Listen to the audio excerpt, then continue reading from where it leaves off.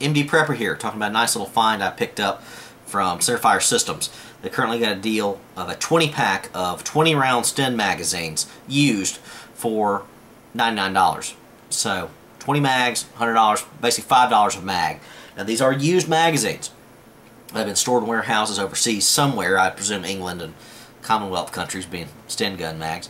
And they are used, and they are a little rusted and dinged up, but are functional from what I can tell so far. They need to be cleaned up, need some work on them. These have all been pinned to 20 rounds, which I know we all prefer our 32 rounder Sten mags for our Mac 10s, Sten guns and everything else, but 20 rounders for $5 a piece that might be functional, or generally functional, I thought was worth the price to pick and play with. So I've only really cleaned up one magazine so far. This is it. If you can see it right here. Still not perfect by any stretch of the imagination. Clearly used, but to be painted and refinished and all that. No major dings or anything. I've fully disassembled this, checked out the insides, oiled and lubed everything up and cleaned everything.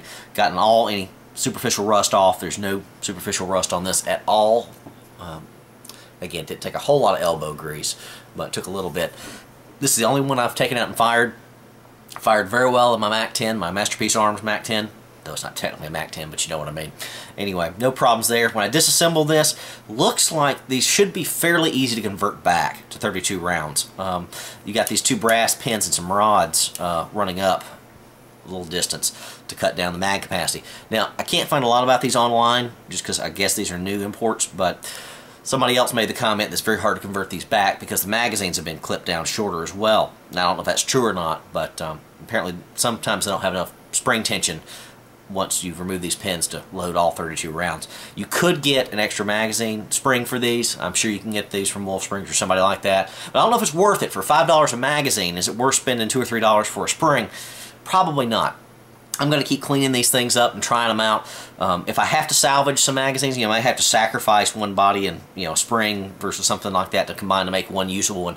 That doesn't seem to be the case so far. All the springs seem to be, just from me manually checking them, strong enough, but we'll see. But for $5 a magazine, with 32 rounders currently running $25 or so, even when they used to be 20, that was still kind of pricey. This is 5 mags for the price of one. So if I get 2 or 3 out of a 5 bundle that work just fine, I'm fine with that. If I've got 20 mags here and I get 5 or 6 that work, it's still worth the money, I think. And gives me something to tinker around with, refinish and whatnot. Like I said, if I find some that just clearly don't work, it's probably going to be due to the springs. I will be replacing those springs. Obviously, at that point, it's going to be worth it.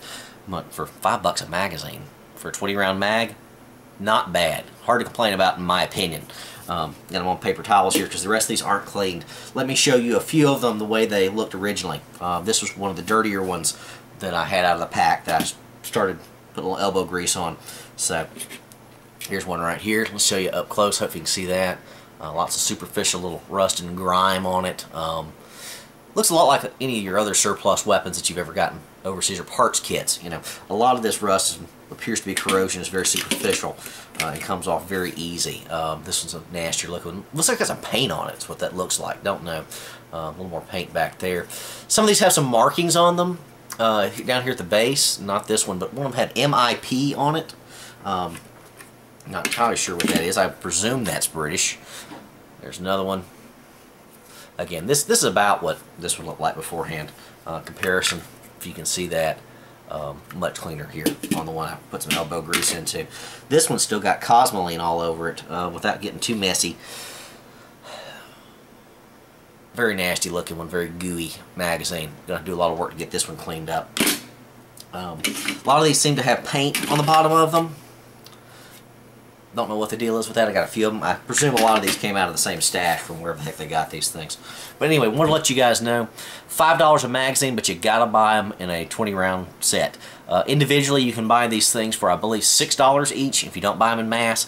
But honestly, if I'm going to cannibalize these things and make them into workable magazines, and I hope they're all workable, go ahead and get the 20 for $100. It's worth the price if you got anything that fires 10 mags.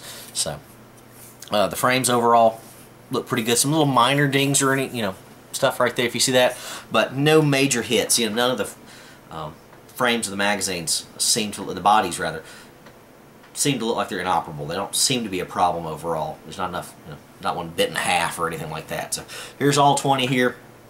I'll be working on them slowly. Got a lot of elbow grease and a lot of paper towels and a solvent to clean this thing up, but I'll let you guys know. I'll post other comments and all as this goes. This is not really our top priority, but something fun to play around with in the evenings. Indie Prepper out.